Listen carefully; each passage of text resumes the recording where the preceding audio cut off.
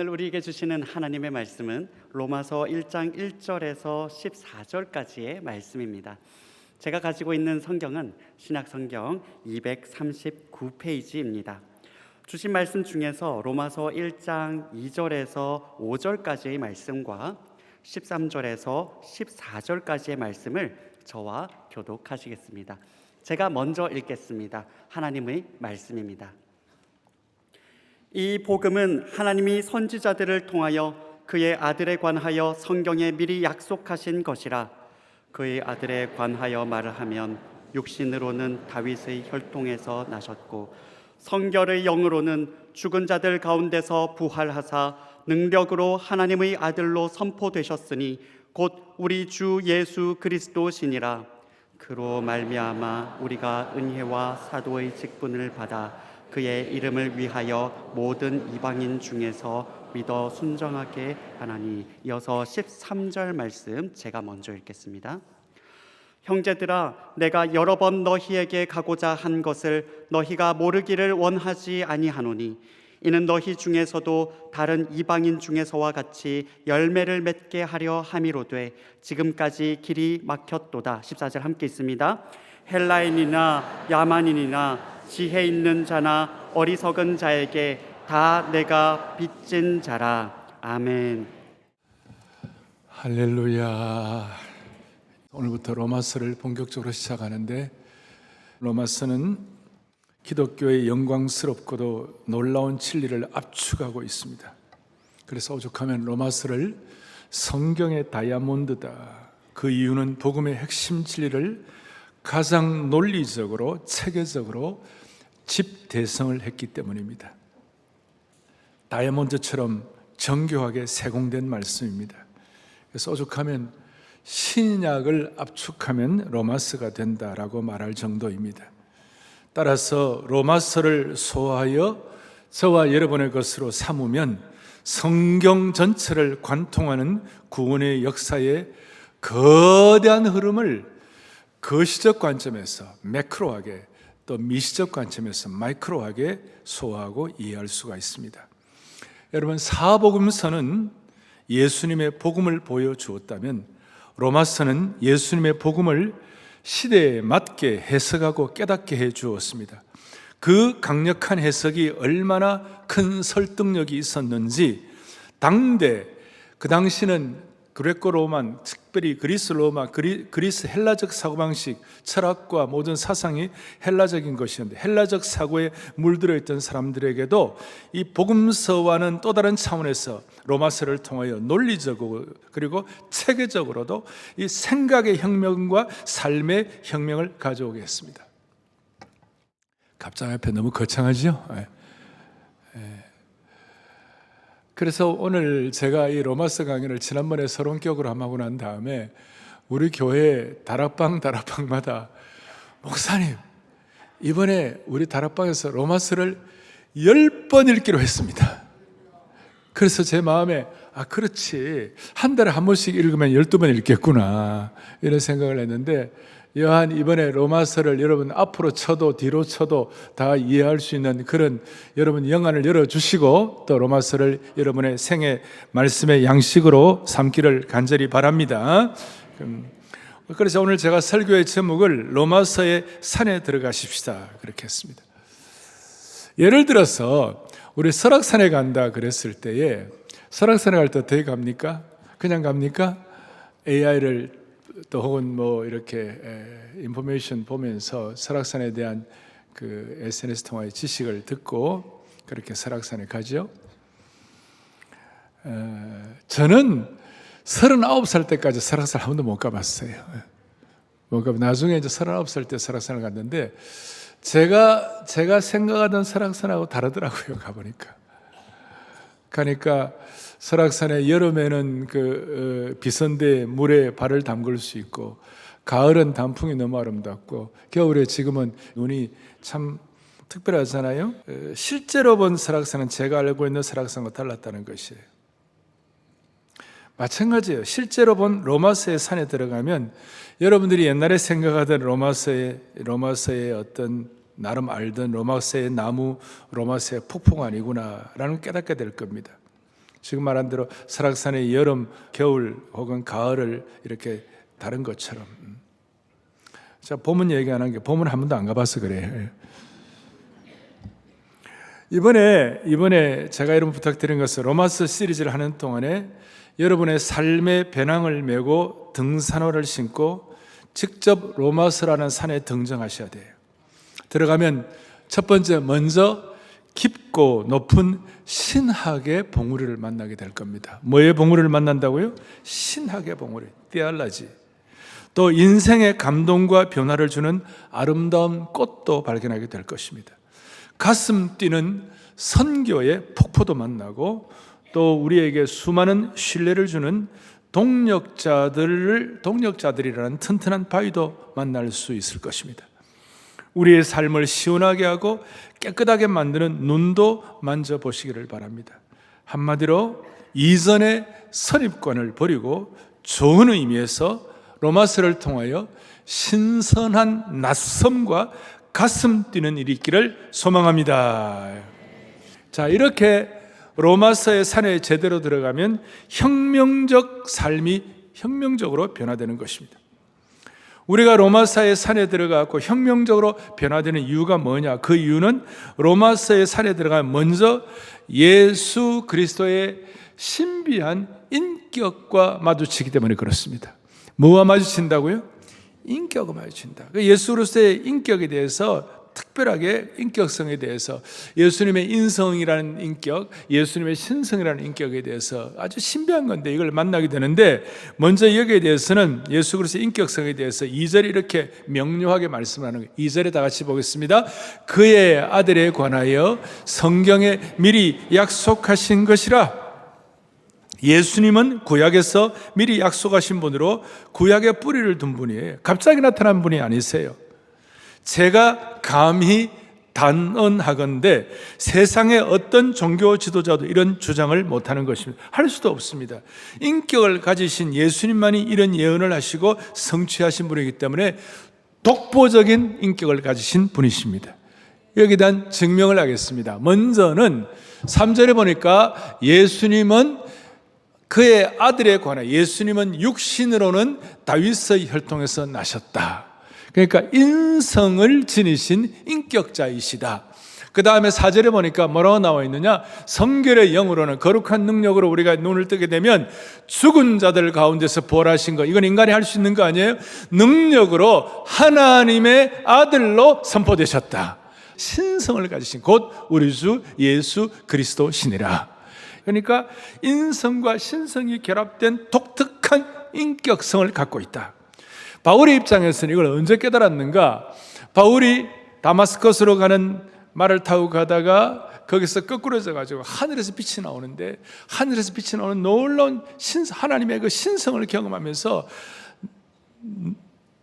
누구십니까? 그러니까 나는 너가 핍박하는 예수 그리스도다. 인성을 지신 음성을 가지고 소리를 들었어요. 그 신성과 인성을 가지신 예수 그리스도의 인격과 사도 바울은 만나게 된 거예요. 그래서 우리는 인격적인 주님을 만나면 바울처럼 혁명적으로 변화될 수밖에 없는 것을 믿으시기 바라는 것이에요. 기독교의 독특성은 뭐냐면 인격성인데, 만일 예수님을 추상적인 신성이나 도덕적인 이상 정도로만 축소하면 복음은 예수님과의 인격적인 관계가 아니라 개념에 불과하게 되는 거예요. 늘 말씀드리지만 성경에서 말하는 신앙은 추상적인 사상이나 철학적 개념이 아니라 예수님의 인격을 신뢰하는 것이에요. 주님과의 관계가 회복되는 것이에요. 오죽하면 인격성의 이 친밀한 관계를 뒤에 로마서 8장 15절에 뭐라고 말씀하고 있느냐? 양자의 영을, 여러분과 제가 하나님의 인격의 관계가 양자의 영, 자녀가 되어가지고 우리가 하나님을 뭐라고 부른다고요? 아빠 아버지라고 부르실 정도로. 여러분, 자녀와 자식과 아버지의 관계는 이건 뭘 말할 수 없는 인격적인 관계 아닙니까? 아빠 아버지라고. 자녀가 부모와 맺는 가장 친밀하고도 생동감 넘치는 자녀의 관계인데, 따라서 우리가 예수님을 단지 교리적인 세계나 도덕 원리로만 이해한다면 신앙은 이념과 사상으로 전락하게 되는 것입니다. 그래서 주님께서는 성경 곳곳에서 예수님의 인격성을 드러내고 있는데, 자, 병든 자를 불쌍히 여기시고 치유하시는, 고통을 공감하시는 인격이신 주님을 믿습니다. 수건을 허리에 두르시고 제자들의 발을 씻기시는 겸손과 온유의 인격임을 우리는 확인하게 됩니다. 나의 원대로 마옵시고 아버지의 원대로 하옵소서라는 이 순종하는 인격, 자기 목숨을 많은 사람의 대속물로 내어주시는, 사랑으로 자신을 내어주시는 인격. 따라서 우리는 이 인격적인 예수님을 교제하면, 이 믿으면 예수님의 인격을 닮아갈 수밖에 없다는 것이에요. 오늘 바울 사도도 이 주님을 신성과 인성으로 만나게 되니까 그의 야비하고도 사람을 때려 죽이고 스데반을 때려 죽이는 그런 인격이 얼마나 놀라운 인격으로 변하느냐. 5절 뒤에 보니까 예수님을 순종하는 인격이 되게 하시고, 또 9절에 보니까 뭐라고 나와 있냐면요, 기도하는 것을 쉬지 않는 인격, 기도에 쉬지 않고 너희를 말할 정도의 인격자로 이렇게 성숙하게 된 것을 믿으시기를 바라는 것이에요. 제가 이렇게 좀 거창하게 처음에 예수님의 인격성을 강조하는 이유가 있어요. 우리가 예수님의 인격을 이렇게 강조하는 이유는 뭐냐면, 만약 우리가 자유주의 신학자들처럼 인본주의적으로 자유주의 신학자들이 되면 예수님의 사역을, 심지어 부활조차도 상징적인 사건으로만 개념화시키는 거예요. 그럼 그 속에 인간적인 사상이 확장되는 거예요. 인간적인 지식만 확장되는 거예요. 예수님의 인격성을 약화시키고 와해시킬수록 인간의 사상과 생각이 더 많이 개입하게 되는 거예요. 이게 사탄의 기가 막힌 전략인 줄 믿으시기 바라는 것이에요. 이 좀 어렵지만 이제 제가 더 설명하겠습니다. 사랑하는 성도 여러분, 이 세상과 자유주의 신학자들이 예수님의 인격성, 인격이신 예수님을 거부하는 이유가 뭔지 아십니까? 인격이신 예수님과 만나게 되면 인격자이신 예수님 앞에 자신들의 삶이 지배당한다고 생각하는 거예요. 자기들의 어떤 자유주의 신학, 자기들의 어떤 신학, 자기들의 사상, 자기들의 철학을 더 강조해야 되는데, 예수님의 인격과 만나면, 그분이 주인이 되시면 그분 앞에 우리가 왕자를 내어드려야 되는 것이에요. 왜 다들 가만히 계세요? 예수님을 참된 인격으로 만나면 그분 앞에 우리의 왕좌를 내어드려야 되는 거예요. 그분이 우리의 주인이 되어야 되는 거예요.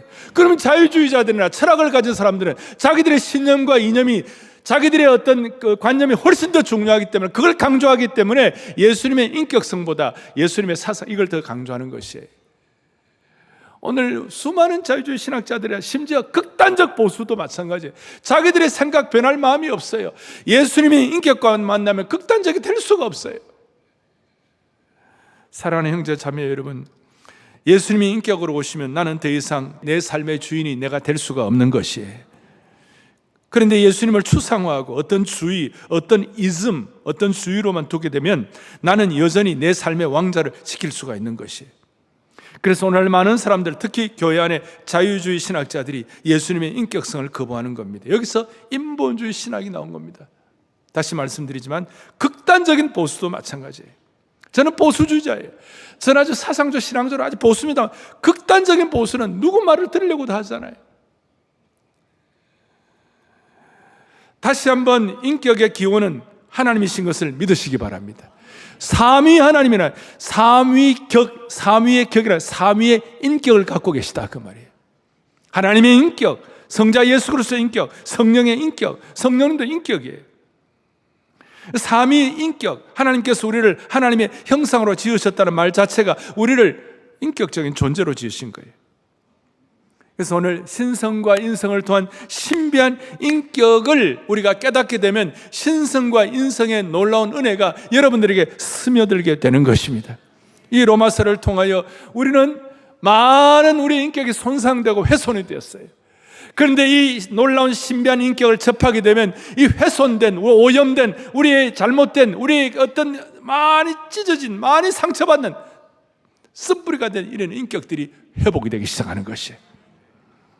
그러니까 예수님의 신성과 인성의 인격을 만나면 우리는 죄로부터 자유하게 되는 것이에요. 그리고 죽음도 극복할 수가 있는 것이에요. 왜냐하면 신성을 통하여 죽음도 극복하게 하시고, 그 다음에 인성을 통하여 우리가 지금 당하는 고난이나 고통의 짐에서 벗어날 수 있는 눈을 열게 되는 겁니다. 예수님께서도 인간으로 나와 같은 고난이나 고통을 당하신 줄로 우리는 믿습니다.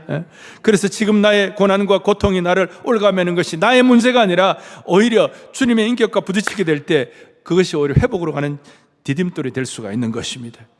그리고 내가 갖고 있는 태생적 혹은 후천적인 약점과 어려움에 얽매이지 않을 수가 있어요. 인격을 만나면 소위 이미 결정된 거 가지고 내 인생을 낭비하지 아니하고 예수님께서도 완전한 인간으로서 우리의 약점과 어려움을 이해하고 계시기 때문에 나의 약점을 공감하시기 때문에 나의 문제의 짐을 지시고 계시기 때문에 그걸 믿기 때문에 다시 시작하고 일어설 수 있는 힘을 얻게 되는 것입니다.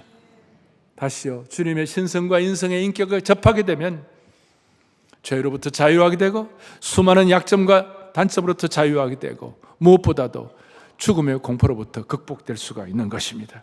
많은 사람들이 지금 연세드신 분들은 내가 어떻게 죽나, 내가 어떻게 되나 죽음의 두려움 때문에 전진하지 못하는 그런 분들이 계세요. 그런데 그런 분들이 그리스도의 신성의 인격과 부딪히게 될 때에 자유하게 되고 죽음도 두려워하지 않을 수가 있는 것입니다. 할렐루야. 그리고 이것 때문에 하늘의 신성한 지혜와 능력을 가지고 이 세상을 극복하고 살아갈 수 있는 힘을 주시는 것이에요.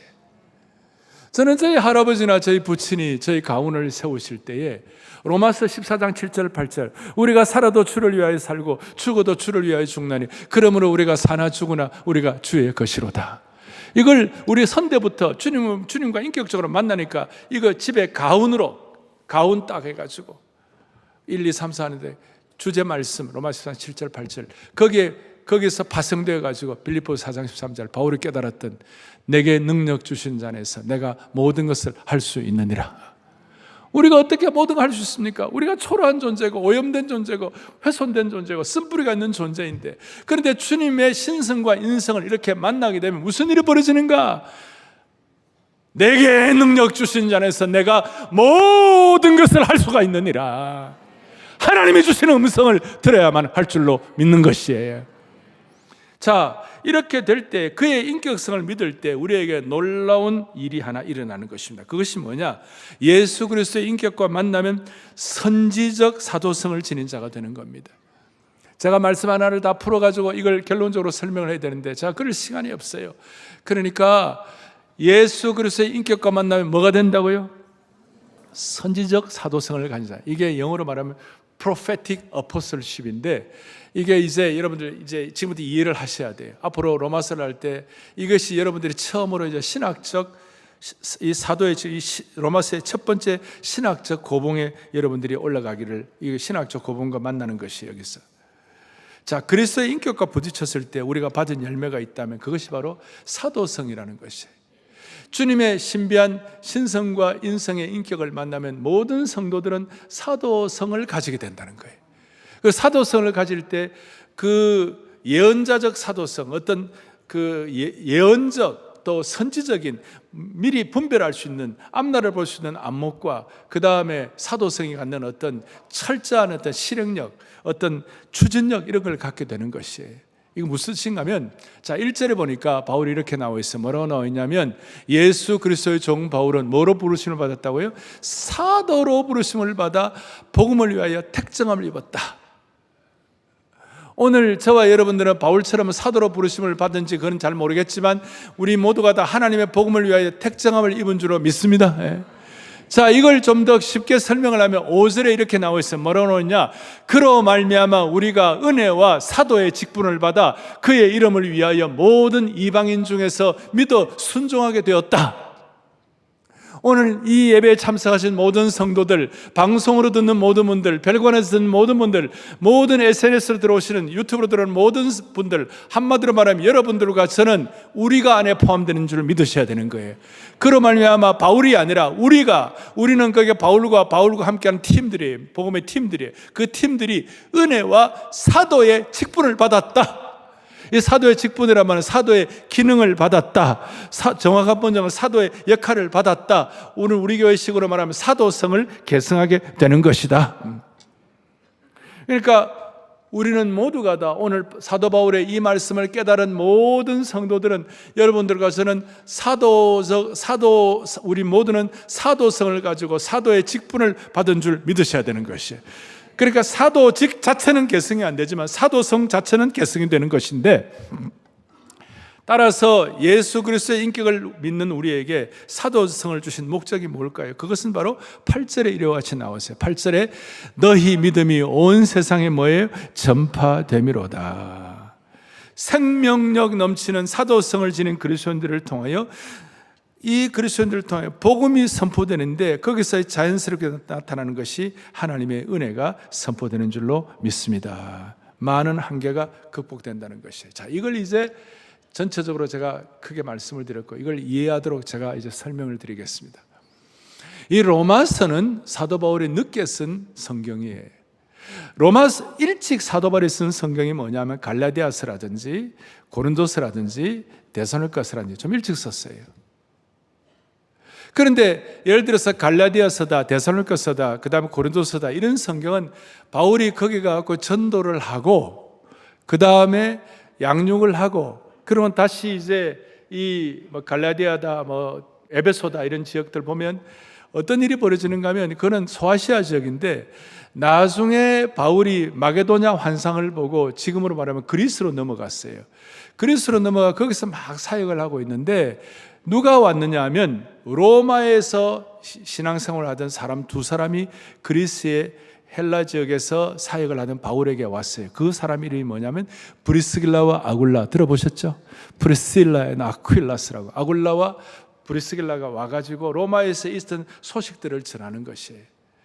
그 소식을 듣고 바울은 갈라디아나 데살로니가나 고린도 교회는 이미 사역했던 그 교회를 향하여 컨펌하고 믿음이 자랄 수 있도록 양육 편지를 하고 이런 식으로 많이 하는데 이 로마서는 바울이 로마에 한 번도 가보지도 않고 다시요. 가봤어요? 못 가봤어요?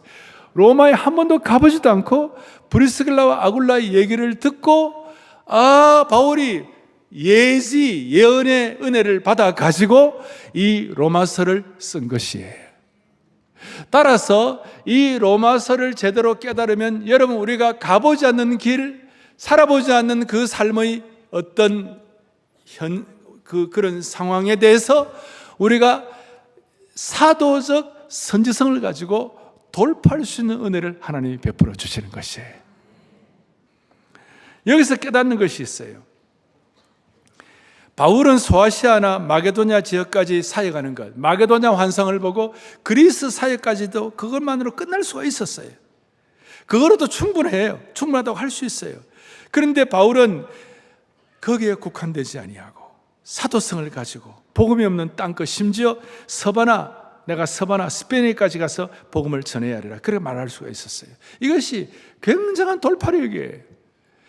종교개혁을 한 종교개혁자들조차도 당시에 기독교의 순수성 이런 것들을 회복하려고 그랬지 자기들이 있는 어떤 그 교구, 자기가 속한 믿는 어떤 지역 거기를 벗어나는 것은 상상을 별로 못했어요. 그런데 우리가 기도하는 모라비안 교도들은 그걸 뛰어넘는 사도적 선지성을 가지고 뛰어넘는 돌파구를 마련한 것이에요. 바울은 가본 길을 재방문해서 경고하는 것도 중요했지만 가보지 않는 미래를 향하는 것이 정말 중요하다고 생각하고 이것이 프론티어의 눈이고 가보지 않는 길에 대한 두려움과 그 다음에 기대가 교차하는 상황인데 이 가보지 않는 길에 대해서 기대와 떨림에 대한 미래의 여정에 대해서 바울은 소위 선지적 사도성을 가지고 선지자의 예언력과 예지와 사도의 추진력을 가지고 하나님 앞에서 이 사명을 감당하게 되는 그 은혜가 하나님께서 허락해 주신 것이에요. 따라서 이 시간 우리 모두는 하나님 나라를 위하여 멈추지 않고 끊임없이 전진하는 능력을 주시기를 바라는 것입니다. 우리 가운데 현재 상황에 주저앉고 싶거나 그냥 내 삶 가운데 가슴 뛰는 환상이 없다는 분들은 오늘 이 선지적 사도성을 가지고 예언적 사도성을 가지고 돌파하는 은혜가 모두에게 있기를 소망하는 것이에요. 인생 후반에 내가 한번 그래도 다음 세대에 뭔가 레가시를 남기고 싶다. 뭔가 내 인생에 온 땅이 물이 바다를 덮는 것 같은 여호와의 영광을 한번 체험하기를 원한다. 그런 분들이 계시다면 오늘 이 로마서의 산에 사도적 선지성을 가지고 들어갈 수 있는 은혜가 있기를 바라는 것입니다. 무슨 뜻인가? 어제 새벽에 제가 온 교우들에게 찬송을 하나 가르쳐 드렸어요. 할렐루 할렐루 할렐루 할렐루야 주 찬양해 주 찬양해 할렐루야. 이 찬송은 70년대는 God is so good, 좋으신 하나님, 80년대는 이 찬송이 한국교회의 큰 부흥의 시기에 참 특별한 찬송이었어요. 제 마음에 가슴에 불이 붙는 거예요. 하나님, 대한민국 교회가 80년대, 90년대에 놀라운 부흥을 체험한 줄 믿습니다. 지금부터 3, 40년 전에 우리에게 다시 회복되게 하여 주십시오.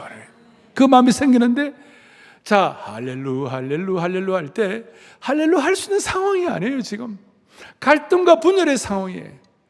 그렇지만 오늘 로마서를 가지고, 여러분 개인적으로 가정도 그러고 선지적 사도성을 가지고 예언적 사도성을 가지고 한 번도 가보지 않는 길이지만, 바울은 로마에 가보지도 않았지만 하나님께서 바울에게 주신 영적인 계시와 능력을 가지고 이런 놀라운 말씀을 가지고 우리에게 주셨다면, 이 말씀이 오늘 우리에게 정말 삶의 나침반이 되었으면 좋겠다는 것이에요. 저는 여러분들에게 강조하고 싶어요. 여러분, 사도 바울이 경험했던 그 시대보다 지금 우리가 훨씬 나아요. 아멘. 예? 무슨 말이냐? 사도 바울은 성경 정경도 없었어요. 66권 정경 없었어요. 시대적 어떤 상황과 그 어려움들이 얼마나 많은지, 우리는 이 말씀 제대로 깨달으면 우리는 사도 바울이 가졌던 그 은혜와 능력을 우리는 그 이상 가질 수가 있는 것이에요. 사도 바울보다도 저와 여러분들은 말씀과 성령과 은혜의 환경이 더 좋다 이 말이에요. 그러면 사도 바울이 가졌던 그 prophetic apostleship, 사도 바울이 가졌던 선지적 예언성을 가지고 가보지도 않았지만, 해보지도 않은 길이지만, 심지어 개혁자들, 종교개혁자들조차도 자기 그 테두리에만 있겠다는 어떤 마게도냐 환상으로만 끝날 수 있지만 로마까지 가겠다는 그 마음을 가지고 시대를 새롭게 한 은혜가 오늘 사랑교회 모든 성도들 한 분 한 분 있기를 바라는 것이에요. 그 어제 우리가 할렐루 할렐루 하면서 할렐루는 찬양한다 그 말이에요. 야는 야훼 하나님을 찬양하는 거예요. 그 구약을 몽땅 다 한편으로 딱 한마디로 말하면 할렐루야예요. 여러분 어려워도 할렐루 할렐루 할렐루야 주 찬양, 이 찬송하면 하나님이 여러분들의 삶에 선지적 사도성을 가지고 돌파하도록 만들어 주실 것입니다. 놀라운 일들을 경험하게 될 거예요. 그러면 이 선지적 사도성을, 그리스도를 인격적으로 만나고 선지적 사도성을 가진 사람들이 적용해야 할 것이 있습니다. 그것이 뭐냐? 은혜의 비대칭성을 깨달아 빚진 자의 심정을 갖게 된다. 이게 무슨 뜻인가? 오늘 14절에 다시 한번 합독하겠습니다. 같이 보겠습니다. 헬라인이나 야만인이나 지혜 있는 자나 어리석은 자에게 다 내가 뭐예요? 다 내가 빚진 자라. 자, 주님을 인격적으로 만나면 내가 회개한 양보다도 주님이 용서하신 깊이가 더 큰 줄로 믿습니다. 내가 헌신한 시간보다 주님이 나를 위해 내어주신 생명이 훨씬 크다는 사실을 느끼게 되는 것입니다. 그리고 그걸 깨닫는 순간 내가 받은 은혜는 너무 커서 도무지 갚을 수가 없구나. 이때 생기는 마음이 빚진 자의 심정이에요. 오죽하면 로마서 3장 24절에 뭐라고 되어 있는가? 함께 보죠. 그리스도 예수 안에 있는 속량으로 말미암아 하나님의 은혜로 값없이 의롭다 하심을 얻은 자가 되었느니라. 아멘. 값없이 받은 은혜가 너무 커가지고 내가 빚진 자의 심령을 갖는다는 것이, 이것을 한마디로 정리하면 내가 예수님을 인격적으로 만나 받은 은혜가 너무 크기 때문에 나는 무엇으로도 갚을 수가 없는 것이, 그러니까 받은 은혜 너무 크고 내가 갚을 수 있는 건 너무 적고, 이걸 은혜의 비대칭성이라고 제가 설명을 해보았어요. 이것은 도무지 갚을 수 없는 은혜예요. 내가 하는 어떤 공로도 하나님이 내게 하신 일과는 비교할 수 없는 것이 은혜의 비대칭성이에요. 소위 마태복음에 나오는 1만 달란트 빚진 자의 심정이에요. 그리고 누가복음 15장에 여러분 돌아온 탕자, 엉망으로 살다가 야, 아버지 집에 가면 뭐 그래도 먹을 수가 있겠구나 싶어가지고 돌아가는데 아버지 만나 뭐라고 얘기합니까? 허랑방탕해가 살다가 아버지, 내가 하늘과 아버지께 죄를 지었사오니 지금부터는 아버지의 아들이라 일컬음을 감당하지 못한다고. 그래도 양심은 있어가지고. 그런데 아버지가 어떻게 했어요? 제일 좋은 옷을 내어다가 입히고 손에 가락지를 끼우고 발에 신을 신기라. 그리고 송아지를 끌어다가 잡고 우리가 잔치하자. 그 아버지의 사랑과는 비교 불가, 족탈불급이에요. 그때 탕자가 아버지가 내게 주신 은혜는 내가 도무지 갚을 수가 없구나. 내가 도무지 갚을 수가 없구나. 이게 은혜의 비대칭성이에요. 그러면 남은 인생을 내가 어떻게 하면 주님 아버지를 더 기쁘시고 아버지를 어떻게 더 사랑할까? 그걸 생각하게 되는 빚진 자의 심정이 되는 것이. 그리고 오늘 바울이 빚진 자의 심정의 대표적이었어요. 디모데 1장에 보니까 내가 전에는 비방자요 박해자요 뭐요 폭행자였으나 우리 주의 은혜가 넘치도록 풍성하였도다. 비교가 안 되는 거예요. 비교가. 고전 15장에 보니까 나는 사도 중에 가장 작은 자라. 나는 하나님의 교회를 박해했고 사도라 칭함받기에 감당이 안 되는데 그러나 내가 나의 나 된 것은 하나님의 은혜로 된 것이다. 잘 알잖아요. 은혜의 비대칭성이에요. 게임에. 그래서 로마서에 계속되는 주제는 내 공로는 nothing. 난 아무것도 치러주신 값은 내 능력으로는 계산 불가능. 박해자였던 내가 사도가 되었다는 것이 얼마나 소위 선지적 사도성에 눈을 뜨고 사명자가 된 것이. 그래서 가보지 않는 로마를 향하여 가겠다는 그 돌파하는 능력을, 추진력을 받게 된 것입니다. 그래서 다시 한번 14절에 오늘 요절인데 헬라인이나 야만이나 지혜 있는 자나 의성자에게 다 내가 뭐한 자라? 빚진 자라. 이 빚진 자가 되었으니까 사도적, 선지적 사도성을 가지고 13절 뒤에 보면 뭐라고 나오느냐면 이렇게 나와 있죠. 13절 뒤에 보니까 이방인 중에서와 같이 열매를 맺게 함이로되 지금까지는 길이 막혔도다. 길이 막혔지만 그 막힌 길을 뚫어버리는 선지적 사도성을 확보한 은혜를 하나님이 허락해 주신 줄로 믿습니다. 그러니까 빚진 자의 심정을 갖게 되면 무슨 일이 벌어지는가? 은혜의 비대칭성을 깨닫고 빚진 자의 심정을 갖게 되면 거룩한 책임감을 갖게 되는 거예요. 강박한 점을 갖게 되는 거예요. 빚진 자의 심정을 갖는 거예요. 야, 내가 빚진 자구나. 어떤 책임감이냐? 여러분, 암이 걸린 사람이 있는데 이 약만 먹으면 암이 낫는다. 그래서 그 약을 먹었는데 암이 나와버렸어요. 그런데 똑같은 병이 걸린 다른 암 환자가 이제 힘들어 있는데 그 암 환자에게는 자기만 낫고 그 암 환자에게 자기가 낳은 약을 소개 안 해준다면 그게 인간성이 제대로 된 거예요, 안 된 거예요? 그 인격적으로 문제가 있는 사람이에요. 안 나눠주면 그 비인격자예요. 어떤 사람이 큰 눈폭풍을 만났어요. 만나가지고 둘이서 같이 가다가 쓰러졌어요. 뭐 어떻게 살 길이 없어. 완전히 그 눈 쓰러졌어요. 그런데 한 사람이 어쩌다가 좀 더 가보니까 한 50m, 70m 더 가보니까 거기에 피난처가 있어요. 피난산에 들어가 보니까 따뜻한 불을 피울 것도 있고 뭐 임시 먹을 것도 있고 다 있는 거예요. 그러면 자기가 혼자 안에 들어가 가지고 자기만 불을 쬐고 자기만 얌얌하면 그게 인간적으로 괜찮은 인간입니까? 70m 좀 떨어져 있는 그 사람한테 빨리 가가지고 그 사람을 끌고 와가지고 같이 살아야죠. 사막에서 물이 떨어져가지고 완전히 그냥 메말라가지고 죽기 직전인 사람이 다 쓰러져 있는데 어떤 한 사람이 다 보폭을 해가 좀 더 가보니까 오아시스가 있는 거예요. 시원한 물을 마셨는데 자기만 살고 그 목이 말라가지고 죽어 있는 사람을 안 간다면 그 말이 안 되는 거예요. 오늘 내가 빚진 자라는 것이 이런 심정이에요. 거룩한 부채의식이에요. 인간이 생명의 처소, 생명수를 발견했다면 알려야 되는 것이. 우리가 세계복음전맹총회 WA를 한 이유가 뭐예요? 나중에 하도 뭘 모르는 사람이 하도 공격하려고 그러니까 제가 저 자신을 돌아보았어요. 주님이 이 일을 통하여 한 영혼이라도 구원받게 하여 주십시오.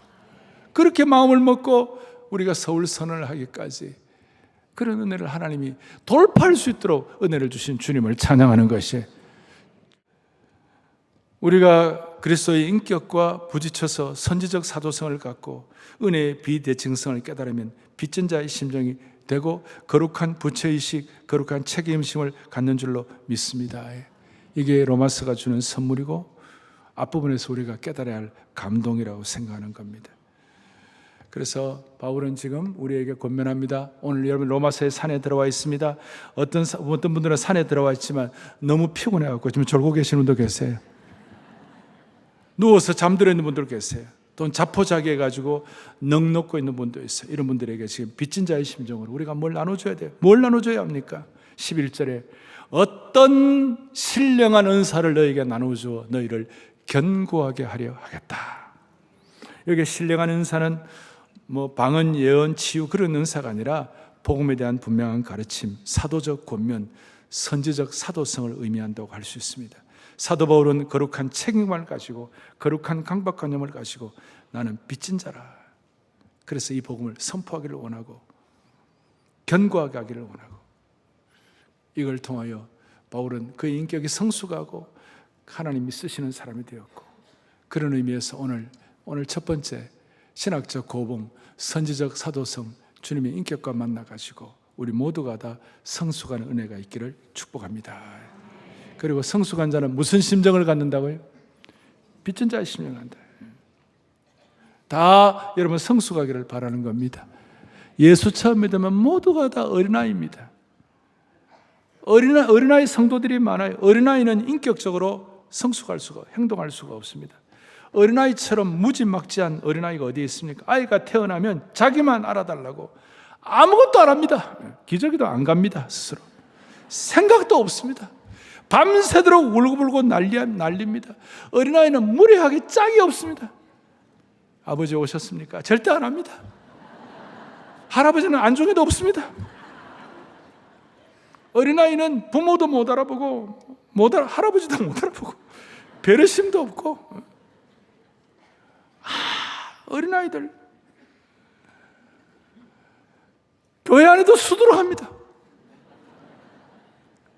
예의가 있다면 누가 손님이 오면 그래도 문 밖에까지 그리고 좀 더 높여야 할 분들 주차장까지 내려가고 인사하고 좀 더 차 가는 거 앞에 차 떠나도 뒤에서 여러분 이게 성숙한 증거예요. 애들은 지만 합니다. 지만 무리하게 짝이 없는 것입니다. 그러나 영적으로 자라게 되면 초등학교 5학년만 되더라도 거룩한 빚진 자의 심령을 갖고 자기만 알던 어린아이가 자기 반에 있는 아이들에게 복음을 전하게 되는 겁니다. 여러분 모두가 다 로마서의 산에 올라가가지고 누워있거나 자포자기하지 말고 성숙하기를 바라는 것입니다. 이렇게 될 때 성숙의 도미노 현상이 일어나고 변화의 도미노 현상이 일어나고 우리 온 교회 또 한국교회 이 도미노 현상이 일어나가지고 한국교회 다시 80년대의 부흥으로 돌아갈 수 있도록 은혜를 주실 것입니다. 그리고 빚진 자의 심정을 가지고 제가 한 40년 전부터 35년 40년 전부터 늘 얘기한 것이 있어요. 서구교회 100년 빚진 것을 한국교회가 100년 동안 앞으로 서구교회 갚게 하여 주십시오. 우리 교회가 세계 복음주의교회 연맹총회를 하고 이런 거 다 서구교회 빚 갚는 것이에요. 이번 로마서의 주제를 우리가 복음의 빚진 자로, 그래서 오늘 이 말씀의 능력과 위험 앞에 우리가 겸손히 무릎을 꿇기만 하면 모든 것이 새로워지고 선지적 가능성을 가지고 다시 돌파할 수 있도록 은혜를 하나님께서 한 분 한 분에게 맞춤형으로 허락해 주시리라고 믿습니다. 기도하시겠습니다. 하나님 아버지 감사합니다. 오늘 우리 모두가 다 로마서의 산에 함께 등장하는 동안에 이 말씀 한 절 한 절이 우리의 삶을 송두리째 변화시키는 혁명적인 말씀이 되게 하여 주옵소서. 새 창조의 역사가 우리 가운데 나타나게 하여 주시기를 원합니다. 이번 한 주간 이 로마서의 말씀을 읽고 묵상하고 적용하는 가운데 지금도 살아계셔서 우리와 함께 호흡하시는 예수님을 인격적으로 동행하고 교제하고 다음 주일날 해와 같이 빛난 얼굴로 만나게 하여 주시옵소서. 그리고 어려운 가운데서도 주님이 주신 안목을 가지고 미래를 바라보고 현재의 삶이 어떤 형편에 있든지 간에 할렐루 할렐루 이 찬송 10번 20번 30번 하면서 수많은 난관들을 극복하는 선지적 사도성을 지닌 압도적인 복음의 일꾼으로 삼아 주시옵소서. 우리의 남은 인생 은혜의 비대칭성을 감사하게 하시고 우리를 통해 하나님 나라가 확장될 수 있도록 쓰임받는 우리 모두가 될 수 있도록 은혜 주시기를 원하옵고 우리 주 예수 그리스도 이름 받들어 간절히 기도 올리옵나이다. 아멘. 예수 알기 원하네.